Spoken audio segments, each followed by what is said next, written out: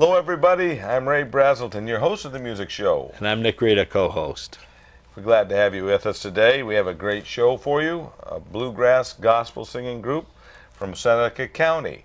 I think you'll enjoy them very much. A very sweet voice. We've got McDonald family. It's father, son, and daughter. And they really complement themselves with beautiful harmony. I think you'll Nice also... three-part harmony. Great Very stuff. good. And great music. Fiddle, mandolin. Yep. What else? Guitar, bass, upright bass. So, stick in for this. I think you'll like it. And, of course, we have our other segments. Regular stuff. We do have an interesting showcase. We call it the vocal showcase this time, I think. Stay tuned for that. You'll like it. You'll like it. And then, of course, we say Uncle Nick's Corner? If we didn't, we did now. Okay. And, of course, the whole show. The round table and the interviews. So don't miss it, everybody. Stick in. Here we go. Stay tuned. Hello, I'm Rebecca Colleen, and these are the Chore lads, and we're the McDonald family from Seneca County. We're going to play Cherokee Shuffle, followed by Endless Highway.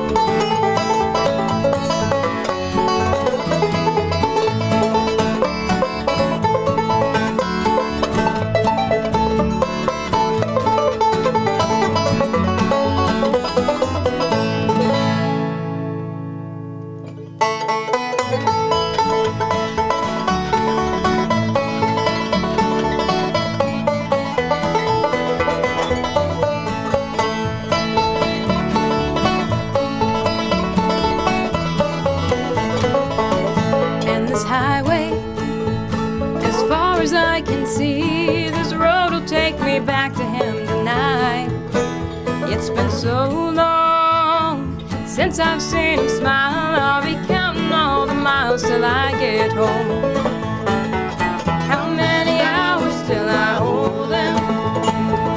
How many days before we hit the road again? Endless highway, he don't know how much I miss him. Headed down this road bound for Tennessee.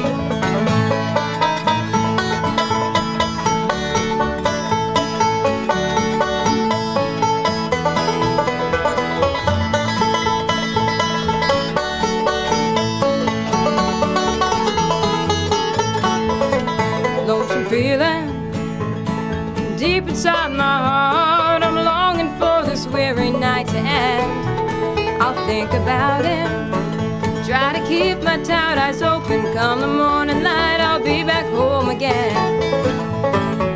How many hours till I hold him? How many days before we hit the road again? Endless highway, you don't know how much I miss him. Headed down this road bound for Tennessee.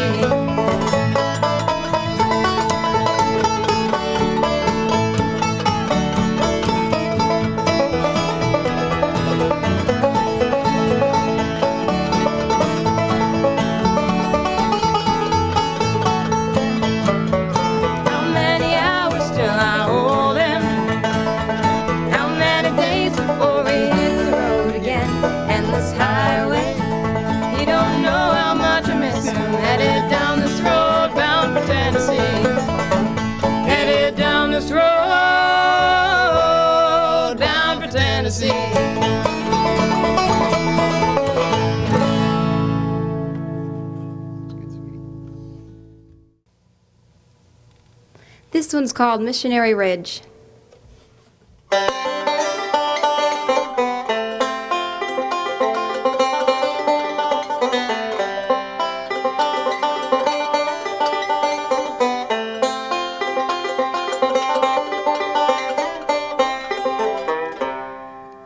let's go up where the sun goes down and watch the lights come on in the little towns.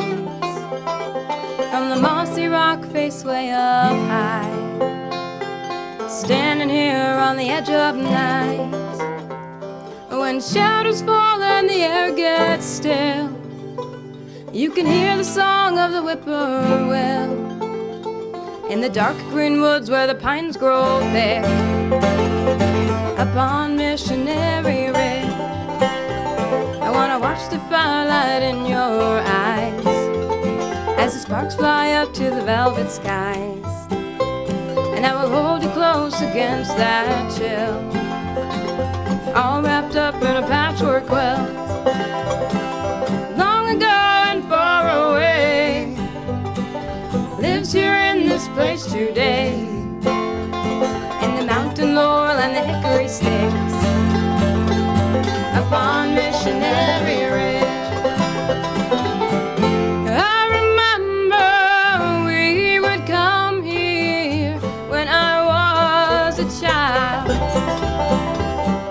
Daddy lifted me high on his shoulders, I could see for miles.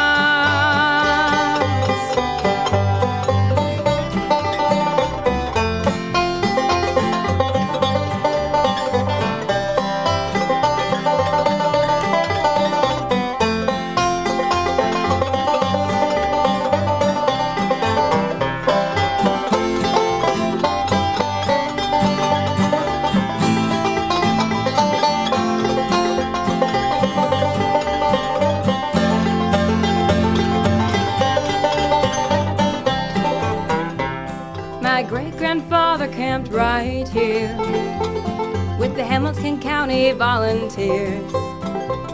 And if you listen closely, who can tell? You just might hear those rebel yells. Let's not think about the past. No, let's just make this moment last, sealed forever with a lover's kiss, upon Missionary Ridge.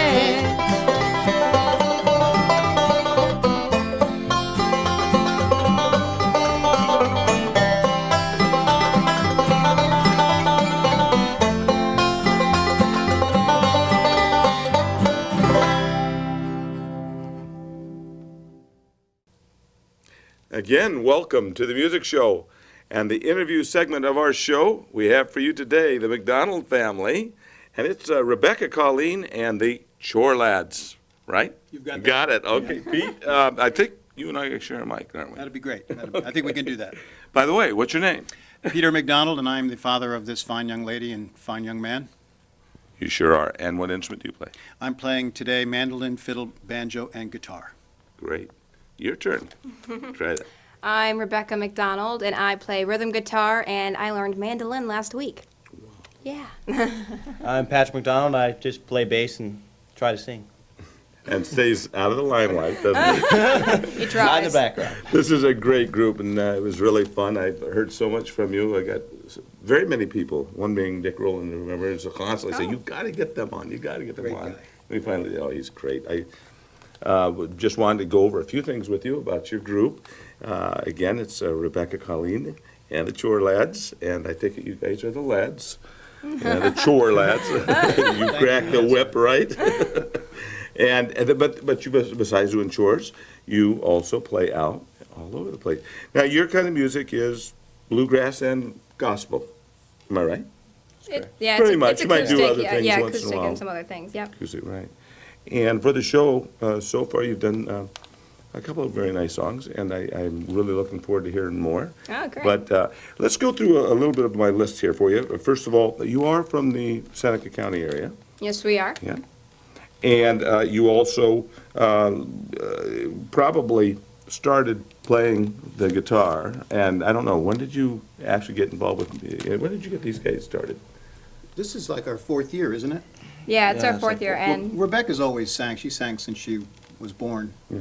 And just really loved to sing. And actually, Patrick did too. He used to sing opera. and in foreign languages running around the house. I'm not kidding. No kidding. He learned this from somebody? Well, no, it was internal. He had an internal teacher, and but he picked up the bass. What was it? Probably 4 years ago. Took lessons. 4 or 5 years, yeah. Yeah, took lessons from a fellow who really got him started well, and then got some books, and then we play almost every day because we're home. So we just kind of stand around just like we are right here, and just practice stuff that we like. And Becky's learning a lot of songs, and so we come and put our parts on it. So it's really just a lot of fun to have a family do a band because we don't have to drive to someone's house. We can just, we just show. Well, you've got a big living family room. too, don't you? Yes, So yes, we you've do. got a built-in audience. Or if they Oh, don't no, leave. they run. No, they run around singing the songs that we do. It's so funny. Well, you guys do play all over the place. I know that because I talked to somebody and they said you guys are pretty booked. What kind of places do you play? Well, we have a show at the Sodas High School. We're opening for Valerie Smith and Liberty Pike. So you're doing a lot of famous people too. You work with. Yes, we're gonna open for April Virch and at the Smith Opera House, and so there's really a lot of great venues around here, and it seems like a lot of folks really like this kind of music increasingly, and also it's really the truly American music. It's called Americana music. When you play acoustic instruments, you have 3-part harmonies. This is as long as people could pick instruments without electricity and stand around in a circle and play, they really had a lot of community and home fun doing it, and it's just it's something we find great pleasure in at home, and people enjoy watching it as well. Well, a lot of it sometimes depends too on the group, and I think you guys have a particularly nice flavor. Well, thank you. We've had quite a few groups on, and I really must say I enjoy your flavor of music and the way you do it very much. Well, let's see. I'm sure I have more questions. I wrote down quite a few. I guess I was going to say that you said something about when she was little she started singing. Oh, yes. But how about him? Did he do anything? when he was Same little, thing. too? Sang opera, walked around singing opera in this really Okay. beautiful Yeah. tenor voice with Yeah. vibrato and very So they loud. started as almost babies in some ways. Yeah. Yeah, that's what I thought. I kind of figured. And you've been involved with playing guitar forever. Well, my mother and father were very supportive of all the kids when we did arts things, whether it was theater, whether it was music, no matter what it was, as long as it was performing arts. It wasn't so much painting and drawing, it was, or writing, but if it was performing arts on stage, they loved that. And they both had experience themselves, semi-professionally and with television, and they really encouraged us. And in my family, I have a bunch of siblings that really did well in it, and really enjoy it. Every one of us enjoys it. And now we're encouraging it in our kids, and Grandma's our greatest audience. Can we say hi, Grandma? Yeah, oh yeah, say hi, Grandma. Hi, Grandma. Hi, Grandma. How Thank doing? you. Thank you. And Mom. Hi, Mom. Thank you for having them Hi, here. kids. But in any case, we are going to get more into this with the roundtable and talk a little bit about your family. I wrote down quite a few interesting things. I think you'll be quite impressed too with the showcase that we're going to be doing. I don't know how much your son knows about, but he's got some interesting parts in this too. Yeah. Oh, he does. He has the most interesting part. I thought so. So, and this will be involving. This Little will- worried here, little worried, no. I had to get the camera rolling first. We will be doing, creating or putting together harmony methodically, and then probably it'd be like bluegrass and gospel. A gospel harmony. song. We're going to do a gospel song and show how we build harmonies, and just show how you've got to find, it's going to be very interesting. And if you, Ah, yeah, and if you don't hang in, we will probably have that song Yeah. we'll be playing right after on the show. Yeah. So hang in there, and we do again have a real interesting roundtable. You may be interested to know that this is a pretty well-known family in Seneca County. I'm reading from my script here, but you'd be surprised to know that some of the family professions, within this family involve theater, television, recording industry, and also a well-known organic family industry, farm industry. So we'll get into that in the roundtable. So everybody hang in. It'll be real fun and interesting, and see you in a little bit. We're going to do a gospel song called Angel Band.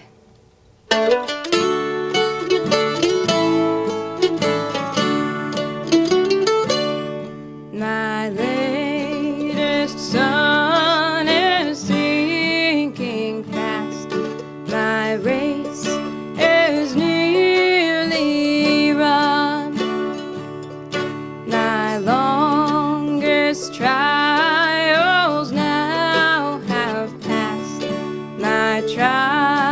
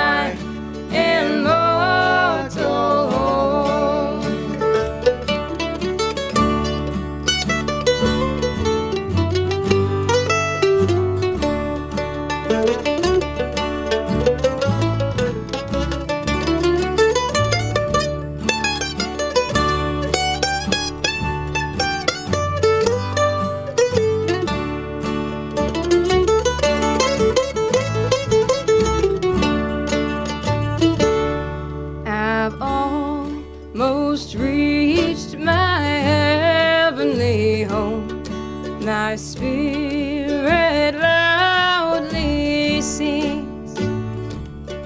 The holy ones, behold, they come. I hear the noise of wings.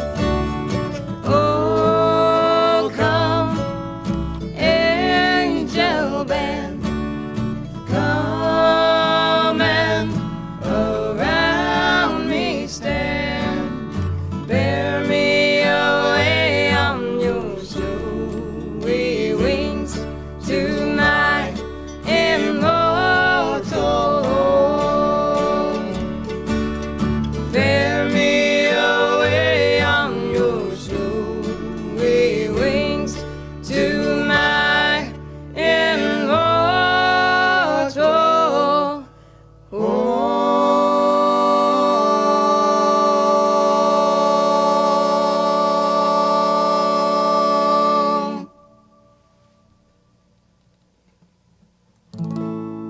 And he said, rise and follow me, I'll make you worthy. Rise and follow me, I'll make you fishers of men. Yeah. Yes, and glad to have you back with us now at normally the instrument showcase, but I guess we're going to call this the vocal showcase for today. And again, we have the McDonald family, Rebecca, Colleen, and the Chore lads. And Pete, you told me that you'd put together for me a segment that would impress us with how to build harmony. Yes, I just wanted to talk about how we go about building harmony for the songs that we do.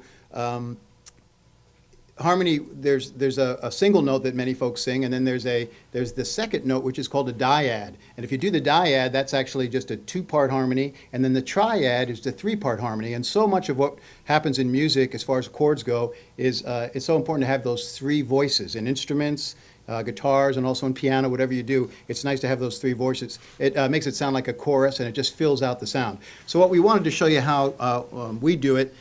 First of all, we practice a lot at home, and we spend a lot of time singing together. And as I did growing up in my parents' house, and as I do with my siblings, so do our children do with their siblings and with me too. And I'm just so glad to be a part of it.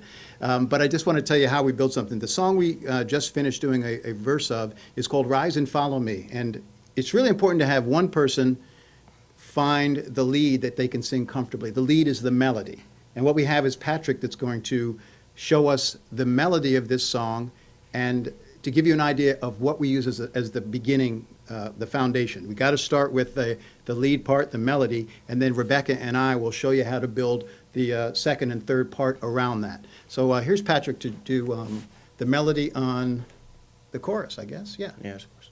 Ready? Yeah, here's a chord. Rise and follow me, I'll make you worthy. Rise and follow me, I'll make you fishers of men. Thank you. Now that sounds really good. That sounds something you could memorize and something you could enjoy singing, and a lot of folks could get together and sing the same note. The challenge is in trying to build a harmony is that whereas the melody makes sense, the harmony makes absolutely no sense when it's sung by itself.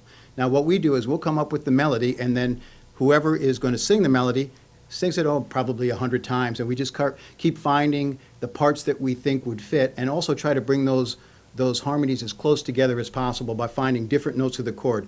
We don't want to sing in unison. That would be all of us singing the same melody, and we don't want to sing in octave, which means that Pat would sing high and I would sing the same note an octave lower. That's effective, but what we're trying to do is, and this style of music really calls for having those three notes really close together to bring out a little bit of tension and to keep a listener's attention, and also to give power to the phrase. So I'm going to have Becky sing her harmony part. Now listen to how crazy this sounds. I mean, here's not a tune you'd walk around humming to yourself. I do. Well, unless you're learning it. Here's Becky on the same song. Rise and follow me, I'll make you worthy. Rise and follow me, I'll make you fit. fishers of men. Now you can hear that that's a little bit strange as far as the melody itself. It works, it's pretty, and it's powerful words. But what we want to do now is let's see what they both sound like together. And just remember, this is called a dyad. We had the single note being sung, the single verse, the melody, and now we're going to have two voices together. Many times in duos, you know, Simon and Garfunkel, you have all these great duos that did such wonderful music because they sang the melody and then a harmony to it. And so here's Patrick and Becky singing a dyad, the two notes for this.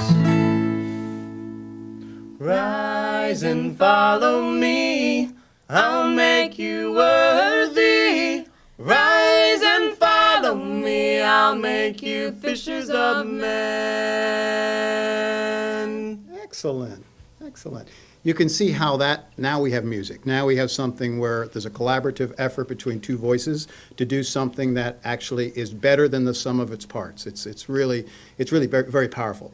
I'm going to sing you my harmony part and show you how weird that is, and then we're going to put all three of them together and show you how all of them work together. And then I want to show you how to find those parts, how to, when you're singing music with someone, how to find out what to sing. And it's sometimes a little unnerving when you first consider it, but it really is kind of simple, and it just takes a little bit of practice. And then what you do is you're developing your ear as you do these kind of things. And you can copy off records, you can copy off what we're doing, and actually, you know, learn these three parts yourself, which would be a cool way to learn this song. And so anyway, let me show you this part because there's another unsingable, unmemorable part for this.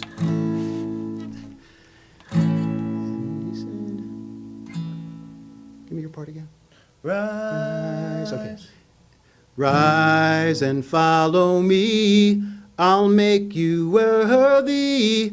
Rise and follow me, I'll make you fishers of men. Weird, huh? It's just not something that you'd kind of like tap your feet to and walk around and sing. But when it all comes together, it comes out like this. Rise and follow me, I'll make you worthy. Rise and follow me, I'll make you fishers of men. Wow, sounds great. How do you find those parts? Patrick, give us your first note. Rise. Becky, give us your first note. Okay, what they've done is they're playing what's called a major third. Pat's singing rise, and if you do a scale from there, it's and Becky's singing rise. So Pat's rise, Becky's rise. It's a third. It's like Michael, row your boat ashore. It's a little high for me. That's why I sing the bass part. But you see that Becky found the third above it, and it gives them that. Just sing the first notes together. Now it's my job to find a note there. So what I want to do is find a note that's going to be lower because my voice is lower. And again, you want to match your voice to what your harmony is. You don't want to be really struggling. One real cool thing about bluegrass music is that the higher you can sing, the more powerful it is. But it's tough on the voice, and you've got to be able to, protect your voice too. You want to be able to sing next week just like you want to be able to sing this week. So here's the voice that I found for this. Rise.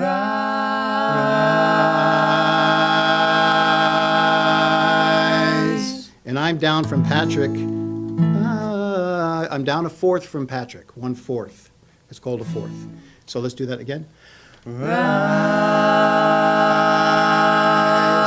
Patrick, do yours. Becky, come in and I'll do mine. Go ahead. Rise. A little slower. Rise.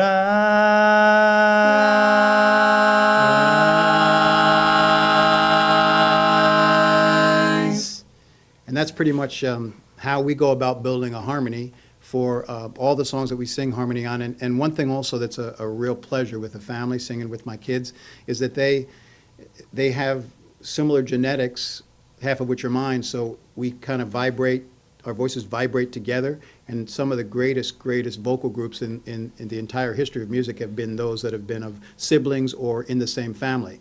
It's why a number of the early singers of this kind of music, of Americana music and bluegrass music, sounded so great. It's not that you can't be excellent without being related, it's just that I think it might be a little bit easier.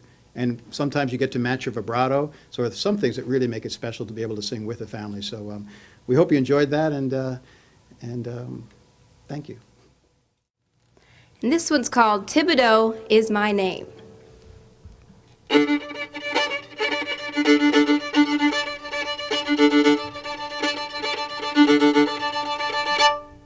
Whoa, doctor in a straight back chair, talking about me like I'm not there. Tell my mama that I just can't stop. Say my elevator don't go to the top. Oh, doctor, but I got a plan. If I make it to Louisiana, 'cause I know a Creole boy makes it easy as un deux trois. Going down to the Blue Bayou, change my name to Thibodeau. When they play that fiddle-do, I dance all night if you dance real slow. Drop a line in the Ponce train, swinging with the crawdad and the crane. When they find me out in the rain, sure to tell Thibodeau's my name.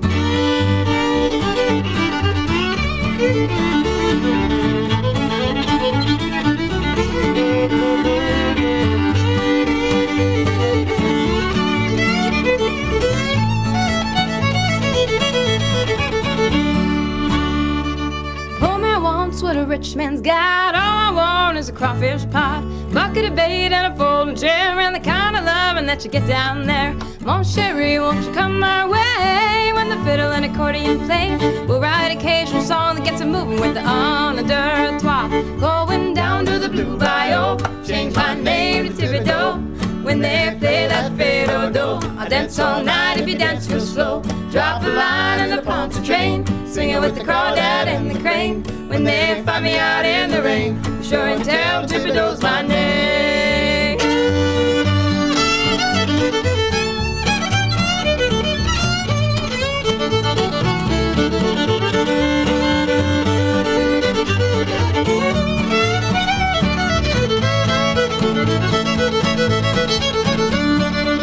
I'm going down to the Blue Bayou, change my name to Thibodeau. When they play that fiddle-do, I dance all night if you dance real slow. Drop a line in the Ponce train, swinging with the crawdad and the crane. When they find me out in the rain, be sure and tell Thibodeau's my name.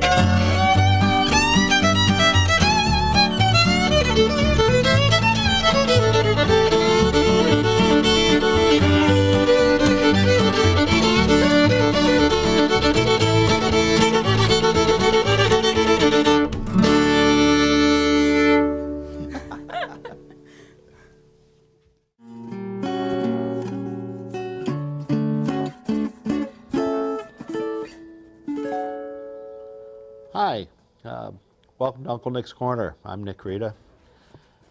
Today I'd like to talk a little bit about how to bring scales into your repertoire as far as your practice repertoire is concerned. Before we went over some scale forms and major scale forms, if you remember real quickly, there are four that you use most of the time. That was in the key of G, and I call that the E2 because I use the second finger on the E string as a root. Then in the key of A in the same position, I have the E4, which is the key of A. I'm starting with the fourth finger on the E string. If I start with the second finger on the A string, the 2A, we have the key of C. That's a C scale. And if I start with my pinky on the A, the 4A, I have the key of D. And I could put those together in any way I'd like to, bringing them up the neck. I could play, for instance, the key of C here, the key of C way up here, then up here. So I can bring it up and down the neck, and I can expand my knowledge of the neck. A way of doing that, if you remember doing the pentatonic scales when we did the 5 forms of the pentatonic scale, this is similar, where we can hook the scales together up the fingerboard. But what I'd like to do today is not to talk too much about moving over the fingerboard, but how to use those scales to practice. Now, when we practice scales, we get two things out of it. First of all, our technique increases tremendously. As I go through today I'm using a pick, and I can use down picks. I can use alternate, so I'm working on the pick. I'm using the right fingering, second finger, wherever the second finger is. The one below that, I'm using the first finger. The fret above that, I'm using the third. The fret above that, I'm using the fourth. So we're nurturing that good four-finger position. So those are just two things, plus knowing that these major scales fit against different chords and how we can use them to improvise, so that there's a multitude of reasons we should study scales. By the way, a lot of times in today's pedagogy, today's teaching, scales are kind of like set to the side. But to get on the way, we can play them. Then starting on the second tone, third tone. Come on, fingers. Fourth tone.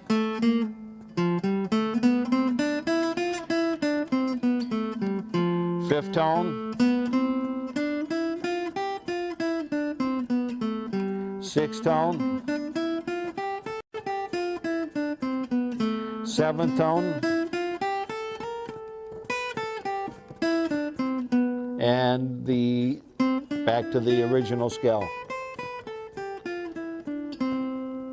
Those were the modes of the scale, going from one tone an octave higher, starting on each successive tone of the scale. Starting on the first tone, getting the Ionian, second tone Dorian, third tone Phrygian, fourth tone is a Lydian. And these may sound like they're Greek to you, and they are, because they're from the Greek.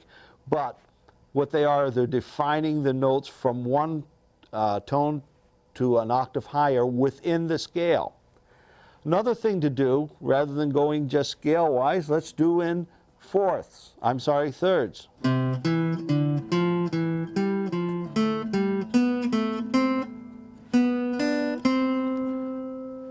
That was doing the scale in thirds. Another way is to break them up into arpeggios.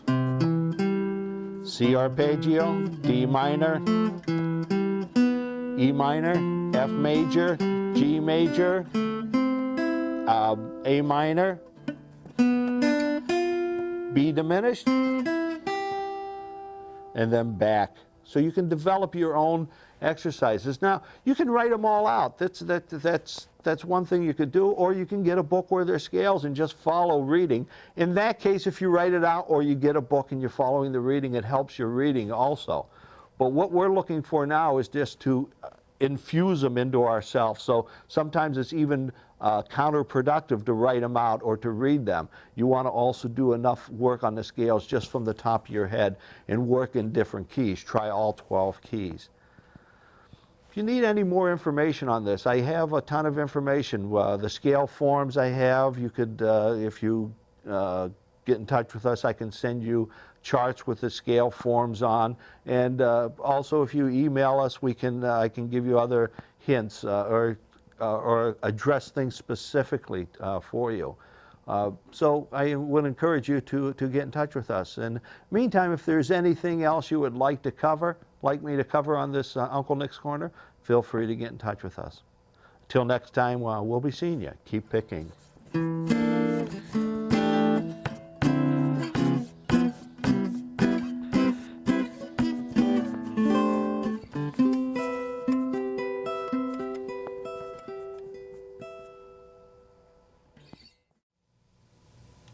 As a family band, we like to pick songs that are heartfelt and really touch us, and we hope touch others as well.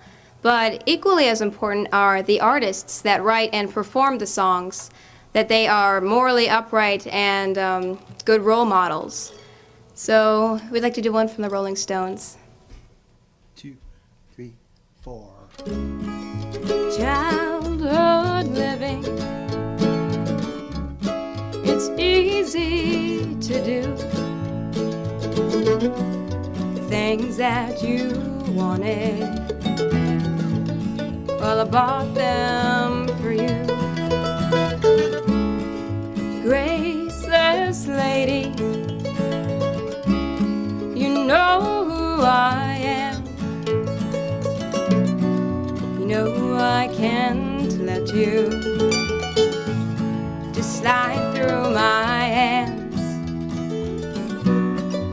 Wild horses could drag me away. Wild, wild horses will ride them someday.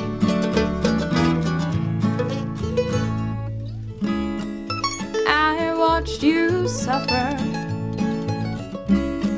a dull aching pain. Now you've decided to show me the same. No sweeping exits or all stage lights can make me feel bitter or treat you unkind. Wild horses can drag me away. Wild, wild horses will ride them someday.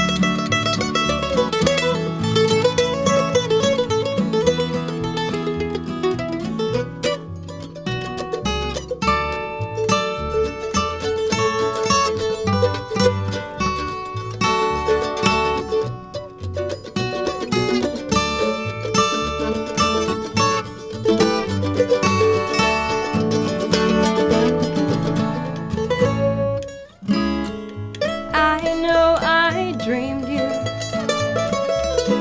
a sin and a lie.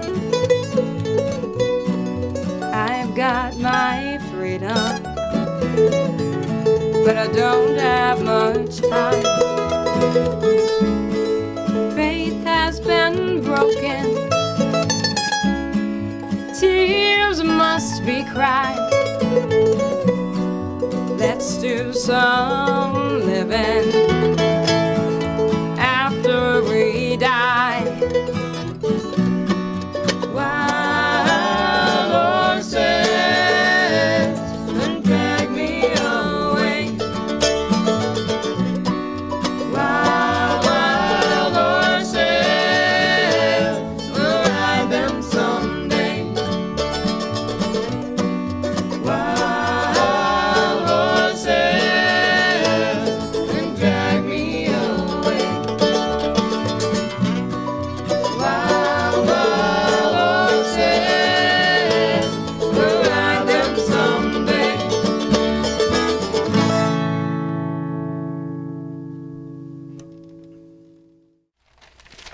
Welcome everybody to the music show. I'm Ray Braselton, your host. And I'm Nick Rita, co-host. Today we have for you, and have had for you, the McDonald family. That's Rebecca, Colleen, and the Chore lads from Seneca County. And we're glad to have you with us, everybody. Glad you could join us. Thank you very much, Ray. It was really fun. Looking forward to this for a long time. Yeah. Well, we finally got you, and we've got a lot of questions for you. I think we'll probably start out with the mailbag, Right. in which we had somebody write in that they would like to know what a good age is for starting lessons. Now, I don't know if it's lessons on any particular instrument. They just said Maybe started music in lessons, general. Music in general. What do you think, Nick? What do I think? Yeah, about certain lessons. I think you have to take each individual child into consideration. One thing that I found over the years of teaching is try not to force a child, make it as enjoyable as possible, but some kids just don't want to do it, and it just gives them a bad taste for the later on in their life when they may pick it up again. So I think you got to kind of play it by ear. Mm-hmm. I've had students as early as 4, 5, 6. Yeah. Some of them did okay, some of them didn't. But try to make it as enjoyable as possible.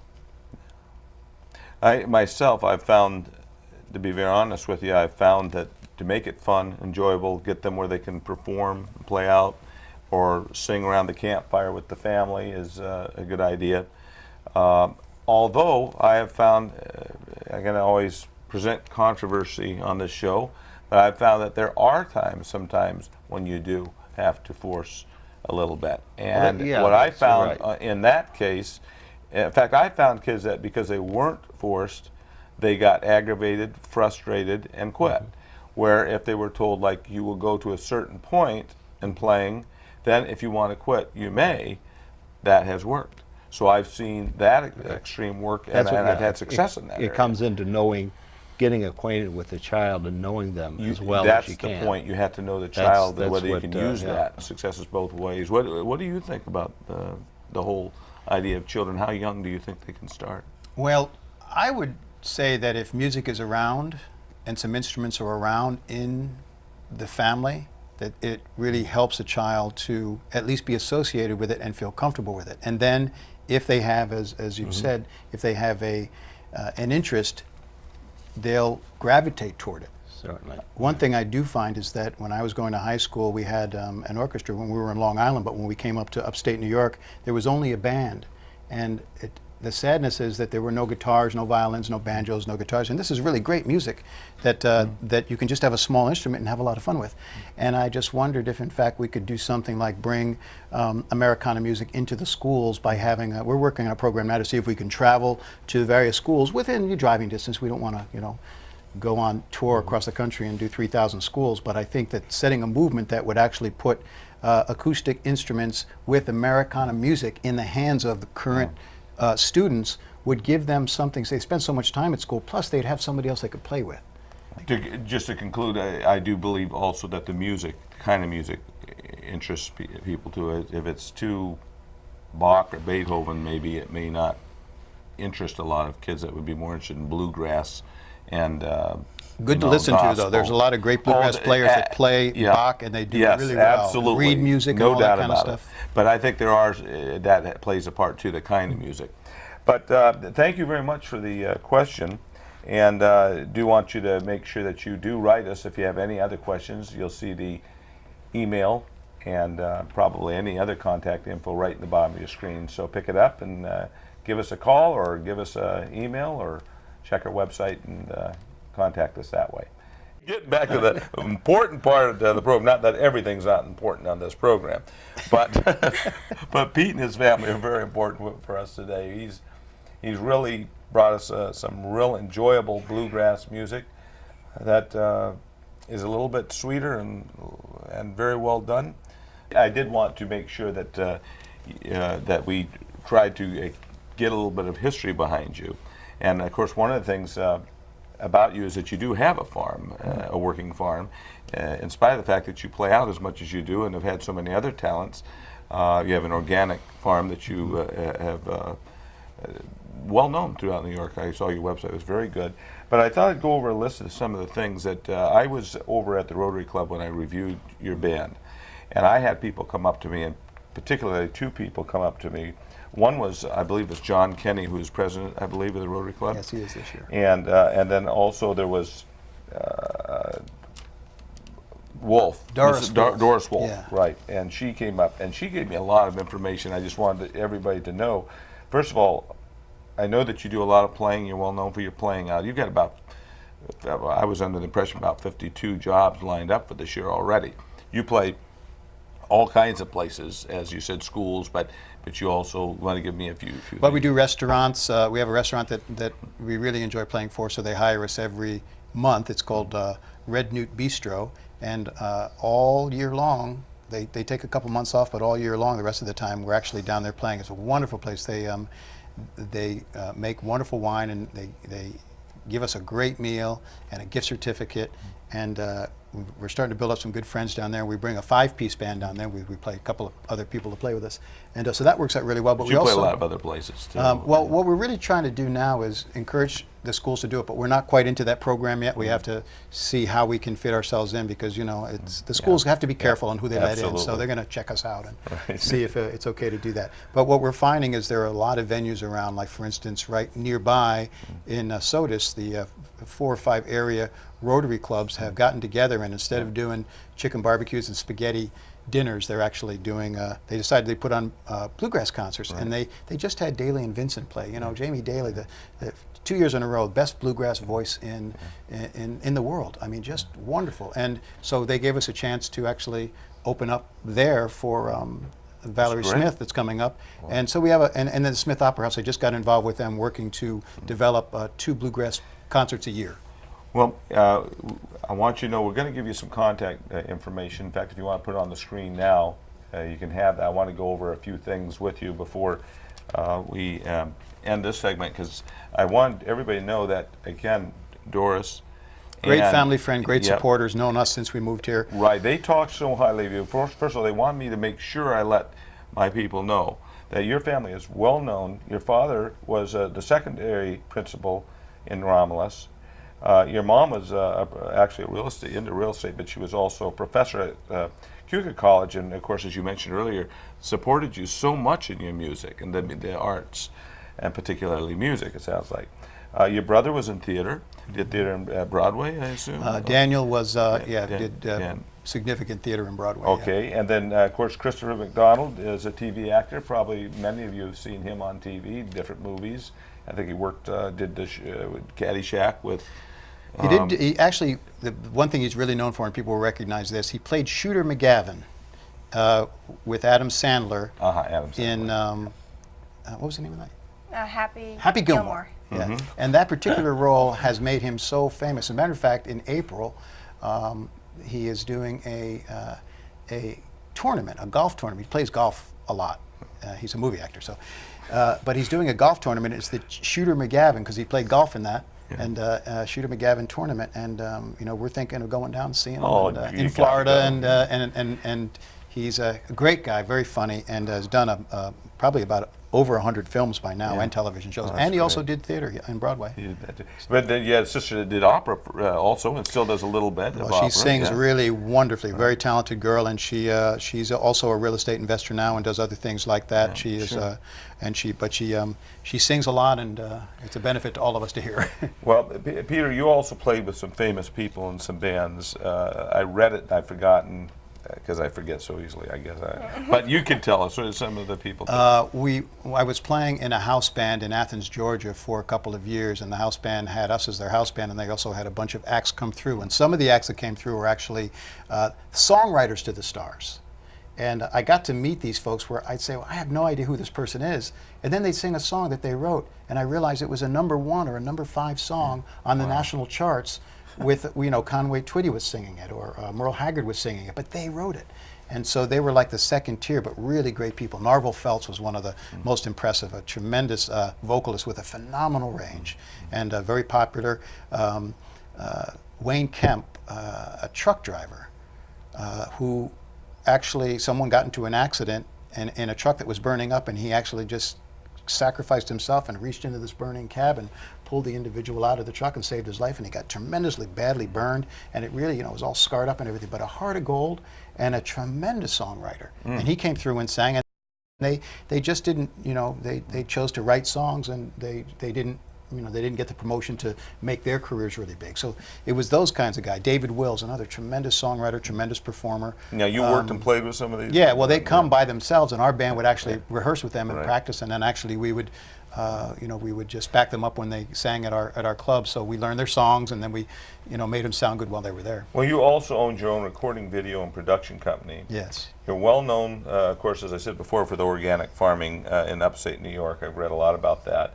And also, you're an expert in UFO video producing. I know I'm not supposed to mention that on the Who told you show. that? Who told you that? That was Doris told me that. But we she got- said that was about a Briefly, documentary type briefly, thing. we did a Yeah. documentary out in Right. New Mexico Right. with Mark Wolf, who used to be a news fella up in Rochester, and we had a production company. Went to Roswell, New Mexico. Went out in the desert. Went to the same building that Mac Brazel claimed to have found parts of the UFO from Roswell in 1947, and put parts in there. And we interviewed a bunch of people. It was fascinating television. The one thing that's so amazing is that we didn't find one shred of evidence, not one. I mean, not a molecule. Nothing. I mean, and they said there was all this material, and it was all gone. So you got to wonder, You do, yeah. if in fact it was a cover-up, how is it possible for anybody to cover something up so well? So you just got to say, great TV, but is it true? Yeah. Well, I know that you're very involved. I want to cover this real quickly. I know, and maybe you can help me with it, that I think it's Waterloo, is it, that has the commemorate activities? Oh, to yeah. celebrate Yeah, commemorate the activities? Waterloo, New York, the birthplace of Memorial Day, has a wonderful weekend celebration. It goes for many days, and people come from all over the country to enjoy it. And the town is rightfully so very proud Oh, I'll bet. of having, Memorial Day, actually having the first memorial celebration of our veterans. And so, out of all the towns in the country that say that we are the ones who had the first celebration, it was by presidential decree after significant study that Waterloo got that honor. And you have also a reenactment of the Civil War, which you've been involved and played. I think you were General Grant. I played Grant at one of the events, and it was really quite a study. Well, this is something they do did. every year In Waterloo, Yeah, it's a huge every thing, and we have Memorial Day. a big. We have reenactments. We have Reynolds Battery that comes there and shoots off cannons, and a wonderful parade. And Abe Lincoln was there. He's there every year. Every year, yeah. Well, Doris, I want to thank Doris for giving us all No, this he's there. information You just about go you. shoot. Neither zones. Well, guys, look, we're going to have to wrap it up, but I want to thank you very much, Patrick, for your contribution, and your little sister, Rebecca. Thanks. Thank you, Rebecca. You're a very, very beautiful singer, and thank you for bringing your family. We finally got you on. It was a great show, and I hope everybody catches their contact number and their information. You see it right there at the bottom of the screen. Did you want to say the website? Oh, the website. Sure, Becky. Yeah. It's RebeccaColleen.com, RebeccaColleen.com, and you can email us from the website. Okay, there you have it. Thanks, Uncle Nick. Thank you, Ray. Everybody, joining you at next show. This was a good one. Thank you so much, everybody, for joining us. Thanks for See having you next time. And he said, "Rise and follow me.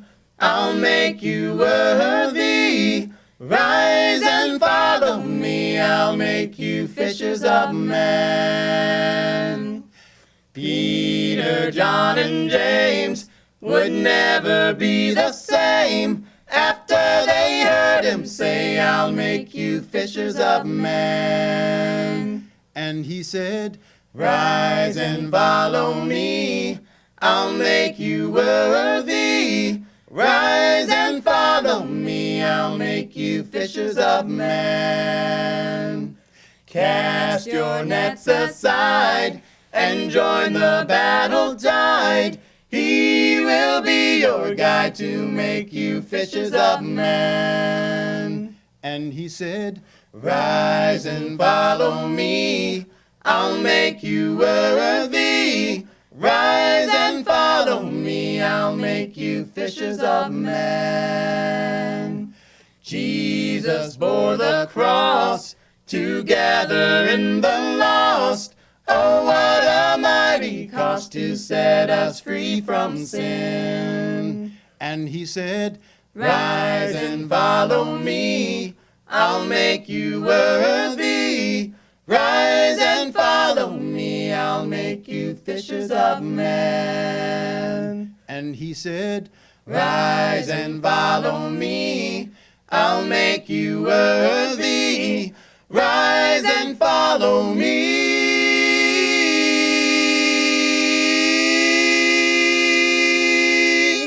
I'll make you fishers of men.